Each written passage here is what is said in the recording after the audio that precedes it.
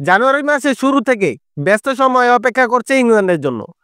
ফেব্রুয়ারি মার্চে হবে ICC champions trophy.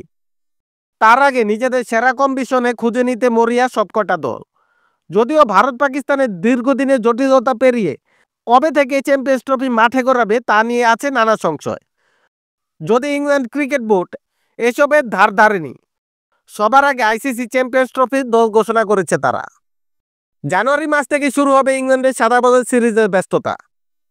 শুরুতে ভারতের বিপক্ষে আছে 5 ম্যাচের টি-20 সিরিজ, এরপরে তারা মুখোমুখি হবে 3 ম্যাচের ওয়ানডে সিরিজ। এরপরেই দলটি উড়া দেবে পাকিস্তানে, যেখানে বসবে চ্যাম্পিয়ন্স ট্রফির আসর। চলুন দেখে নেই চ্যাম্পিয়ন্স ট্রফিতে যাদের অন্তর্ভুক্তি রয়েছে। জস বাটলার অধিনায়ক, Phil Short, Mark Wood, Saqib Mahmood, Adil Rashid, Liam Livingstone, Jamie Smith, Jamie Overton, Ben Duckett, Brydon Carse, Harry Brook, Jacob Bethell, Gus Atkinson, জোফরা আর্চার ও জো রুট।